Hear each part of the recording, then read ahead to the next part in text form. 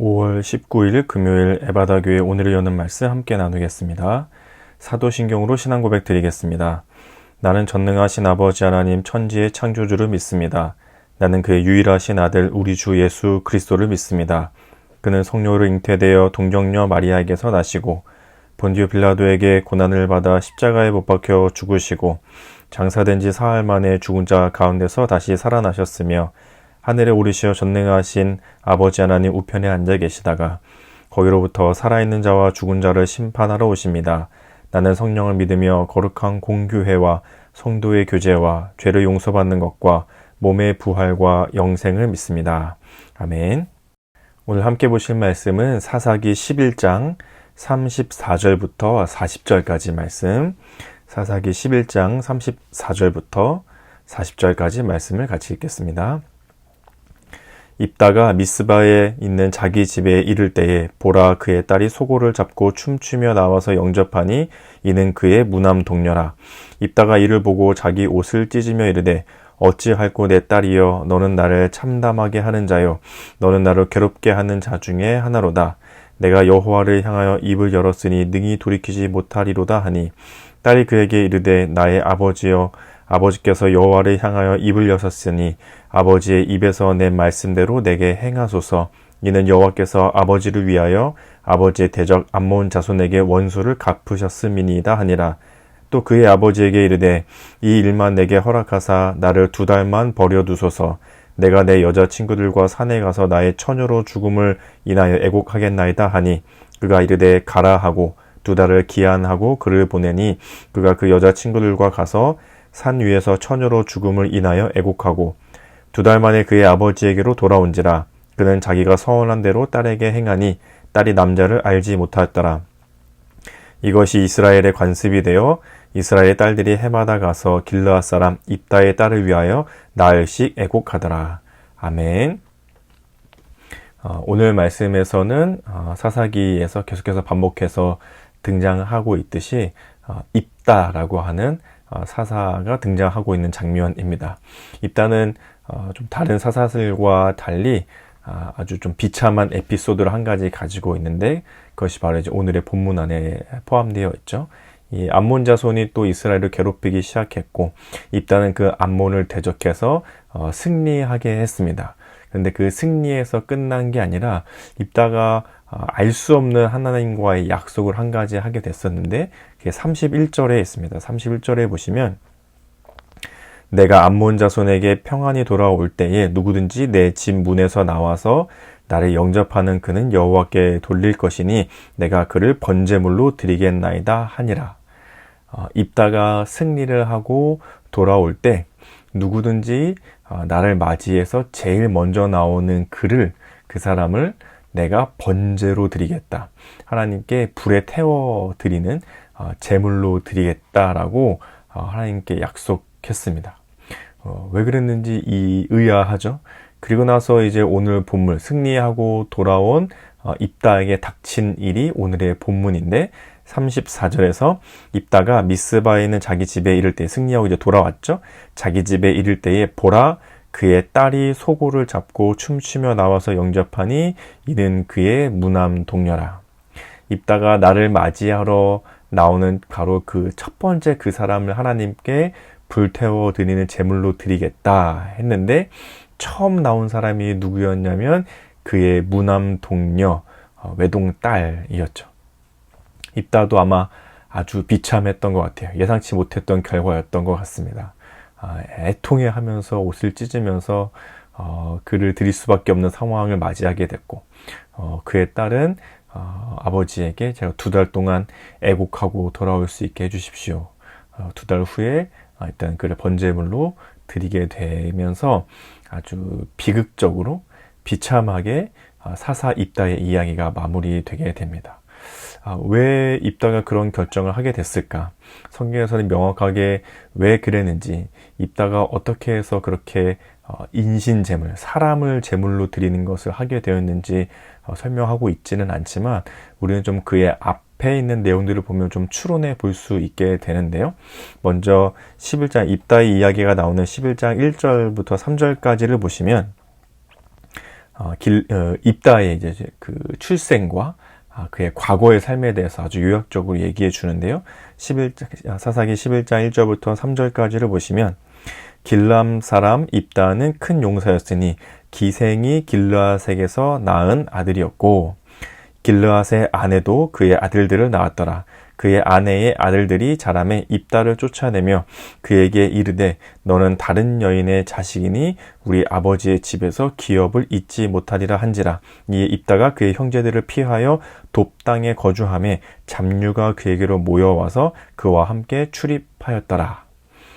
입다의 출생에 대해서 성경이 간단하게 설명해 주고 있는데 그의 출생은 기생의 자녀로, 그러니까 몸을 파는 매춘을 하는 여자의 자녀로 태어나게 됐죠.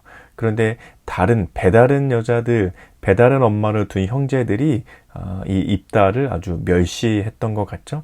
그래서 입다를 쫓아내게 됐고, 입다는 그 아버지의 집으로부터 쫓겨나서 타지에서 삶을 살게 됐는데, 그곳에서 이제 여러 부류의 사람들이 같이 모여서 이렇게 동네 대장 같은 역할을 하면서 지내고 있던 와중이었습니다.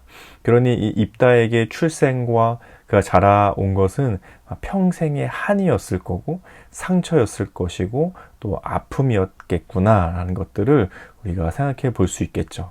그런데 이스라엘이 암몬으로부터 위험에 처하게 되니까 이스라엘의 지도자들이 누구를 생각하게 됐냐면 이 입다를 생각하게 됐습니다.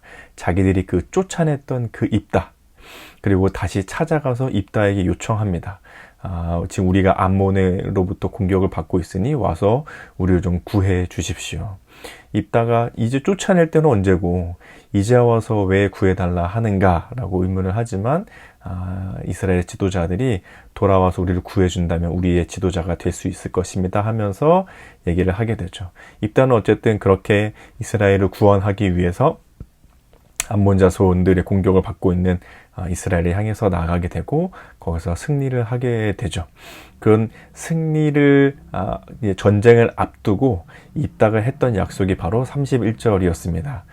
제가 전쟁에서 승리하고 나서 다시 이스라엘로 집으로 돌아올 때에 나를 맞이해 주는 사람을 번제물로 드리겠습니다. 이런 그 입다의 상황을 생각해 본다면 조금 이해할 수 있게 되는 것 같아요. 입다는 아마도 평생의 그 출생의 상처, 또 가정으로부터의 아픔, 형제들로부터의 버림받음, 또 타지 생활에서의 그 고난과 힘들었을 것 같다는 삶을 우리가 생각해 볼 수 있고 이해해 볼 수 있죠. 그리고 이스라엘 지도자들이 다시 와서 우리가 너를 버린 나라이지만 우리를 구해주라고 했을 때에 입다의 마음에는 아마도 자신의 승리로 그것을 보여주려는 마음, 자신의 아픔과 상처를 자신의 승리를 통해 자신을 좀 드러내 보이고자 하는 마음이 있지 않았을까라고 우리는 오늘 말씀의 배경 속에서 좀 생각해 볼 수 있게 됩니다. 그리고 입다는 그게 아주 간절했던 것 같죠. 어떻게 해서든지 암몬으로부터 승리를 해야겠다. 그리고 나를 버린, 나에게 상처를 준, 나에게 아픔을 준 저 이스라엘 백성들에게 나를 드러내 보여주어야겠다. 라는 마음이 있었던 것 같고, 그래서 무리한 하나님 앞에 서원, 무리한 약속, 무리한 언약을 하나님 앞에 하게 되는 거죠. 누구든지 나를 맞이하러 나오는 것이 있다면 그것을 제가 번제물로 드리겠습니다. 그래서 자신의 딸을 드리게 될 줄 몰랐겠지만 어쨌든 인신제물, 사람을 제물로 드리는, 아마도 그것은 지금 입다가 거주하고 있었던 그 근처에 다른 이방 우상신들을 섬기는 그 민족들이 보여줬던 하나의 제사 방법이었던 것 같기도 해요. 이렇게 사람을 제물로 바쳐서 드리는 것이 당시에 퍼져 있는 문화 중에 하나이기도 했기 때문에 하나님께도 그런 제사를 드리려고 입다가 서원하게 된 것이었죠. 그러나 하나님은 이신제물에 대해서 아주 엄하게 경고하신 적도 있었고 율법으로 두신 적도 있었습니다. 이신제물을 하지도 않고 하나님께서 그걸 받지도 않으신다. 그런데 입다는 자기가 처해 있는 상황 속에서 자신을 드러내고 간절함을 드러내고 어떻게든 승리하고자 하는 욕망이 하지 말아야 될 서원을 하게 되었던 거죠. 그의 마음을 좀 보면 불안함, 혹은 초조함, 혹은 조급함, 혹은 자신의 그 상처와 아픔으로 얼룩져 있었던 그 과거의 삶을 보게 하죠. 그리고 그가 그 결정체로 했던 것이 바로 사람을 제물로 드리겠다는 다짐으로 나오게 되는 것을 볼 수 있게 됩니다. 뭔가 반드시 꼭 이뤄줘야 돼. 나는 이 일을 꼭 하고 싶어. 나는 이것을 꼭 해낼 거야. 라는 그런 혹은 불안함, 초조함, 꼭 해내고야 말겠다 하는 이 강한 다짐이 때로는 좋은 방향이 되기보다는 안 좋은 방향으로 흘러가게 되는 것도 보게 됩니다. 예전에 한번 한 지나가는 기사에서 봤던 기억인데요. 그 생쥐로 실험하는 이야기를 저에게 누군가 전해주신 적이 있었는데, 불안하거나 조급하거나 긴장하게 되면 이 생쥐로 실험을 해보니까 자꾸 위험한 선택을 하게 된다는 거예요. 인간에게도 좀 그런 모습들이 있게 되는 것 같죠. 오늘의 입다처럼요. 뭔가 꼭 해내야 돼. 반드시 이뤄낼 거야 하는 이 조급함, 또 그것에 덧입혀진 자신의 상처와 또 아픔, 또 거기에 불안함이 겹쳐지면서 하지 말아야 될 결정, 하지 말아야 해야 되는 결단까지도 하게 됩니다. 이런 것을 볼 때에 우리도 한번 우리의 마음을 돌아보게 되죠. 이 일은 반드시 꼭 이루어져야 돼. 나는 꼭 이 일을 할 거야. 나중에 훗날에 나는 꼭 이렇게 되었으면 좋겠어. 하는 그런 마음들이 혹 우리에게 있다면 그것이 우리를 올바른 길, 하나님의 뜻을 따라 이루어 가기보다 내 욕심과 내가 꼭 이루고 싶어하는 마음들로 다른 길로 자꾸 가게 하는, 혹은 하나님 앞에 하지 말아야 될 일들을 하게 되거나 하나님 보시기에 옳지 않은 일을 하게 되는 것들도 혹 우리 안에선 일어나고 있지 않은지를 돌아보아야 합니다. 그래서 우리가 가져야 될 마음은 꼭 해야 돼. 내가 꼭 이것을 이룰 거야. 중요한 결정이 오늘 있어야 되거나, 아니면 내가 꼭 중요하게 뭔가 오늘 해내야 되는 일이 있거나, 저는 그냥 오늘도 하루도 그냥 소소하게 주어진 일을 하면서 살아갈 거예요. 라고 하더라도 내가 혹 미래에, 혹 훗날에, 5년 뒤에는, 10년 뒤에는, 혹은 내 노후에는 나는 꼭 반드시 이렇게 할 거야. 꼭 이런 것들이 이루어졌으면 좋겠어. 라는 그런 마음들이 있다면 그것이 하나님의 뜻을 앞서지 않도록, 하나님께서는 무엇을 원하시고 하나님께서는 어떠한 삶으로 내가 오늘 하루를 살아가기를 원하시는지를 먼저 생각해 볼 수 있도록, 입다처럼 자기가 꼭 이루고 싶은 일, 반드시 이루어져야 하는 일, 자신의 상처와 아픔을 덮기 위해 조급함과 불안함으로 자신을 포장하지 않고 그런 것들을 덜어내고, 조급함과 불안함과 노후에 대한 보장과 오늘 내가 중요하게 꼭 해내야 되는 일들에 대한 욕심과 마음을 내려놓고 하나님의 뜻을 더 먼저 생각할 수 있는, 하나님은 오늘 하루 나에게 무엇을 더 원하실까? 하나님은 오늘 하루 내가 더 어떻게 살아가기를 원하실까? 하나님의 뜻은 어디로 향하고 계실까를 먼저 생각해 볼 수 있는, 그래서 입다처럼 위험한 선택과 하지 말아야 될 결단을 하는 것이 아니라 하나님 앞에 최선과 성실과 열심과 하나님 앞에 내 마음을 지켜내는 결단을 할 수 있는 그런 오늘 하루가 될 수 있도록 오늘 함께 기도 제목 삼아서 이 말씀을 함께 생각하시면서 기도하면 좋겠습니다. 그래서 함께 이렇게 기도하면 좋을 것 같은데요.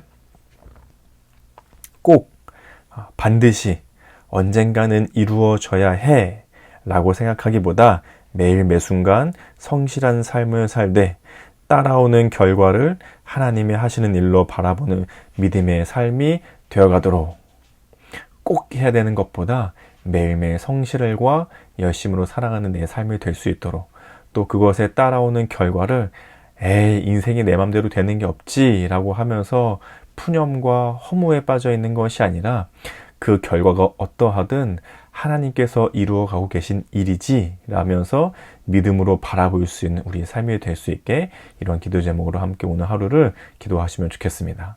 또 우리 가정과 교회와 나라와 세계를 위해서는, 우리 가정을 위해서는 부모에 대한, 자녀에 대한 바람과 기대가 하나님 보시기에 옳은 가정이 되도록, 우리 교회를 위해서는 섬김과 훈련의 자리가 나를 드러내기 위함이 아니라 하나님의 뜻을 따라가는 자리가 되도록, 나라와 세계를 위해서는 하나님의 뜻을 따르고자 애쓰는 세계 곳곳의 그리스도들을 위해서 우리 함께 기도하면 좋겠습니다. 그리고 오늘 우리 공동체의 기도 제목으로는 우리 류현철 목사님의 기도 제목을 가지고 같이 기도하면 좋겠는데요. 개인의 기도 제목으로는 항상 하나님을 대면하고 만나는 일을 최고 우선으로 살아갈 수 있도록, 가정을 위해서는 더 대화하고 더 사랑하고 더 이해하는 예수님을 닮아갈 수 있도록, 삶의 현장을 위해서는 의미 있고 정기적인 삶의 자리가 연결될 수 있도록, 교회를 위해서는 청년들을 위하여 사랑 안에서 참된 것을 행하는 실제적 자람이 있는 청년 교회 되도록, 사회, 나라, 온 세계를 위해서는 예수님을 알지 못하는 열방들의 복음이 전해질 수 있도록, 사역하시는 선교사님과 그의 가정 위에 항상 새로운 힘과 은혜가 부어지도록, 이런 기도 제목이 있으신데요. 우리 류현철 목사님을 생각하시면서 또 맡고 계신 우리 청년팀 사역을 생각하시면서 축복하는 마음으로 함께 기도해 주시면 좋겠습니다. 또 이제 우리 이번 주 앞두고 있는 우리 가정주의를 위해서 같이 기도해 주시고, 함께하는 그 시간들 동안 하나님께서 주신 가정, 또 하나님께서 주신 우리 에바다 공동체를 생각하면서 참 기뻐하고 즐거워할 수 있는 시간들로 우리가 잘 준비되고 하나님의 그 기쁨이 나누어질 수 있는 시간 될 수 있게 함께 기도하면서 준비해 주시면 좋겠습니다.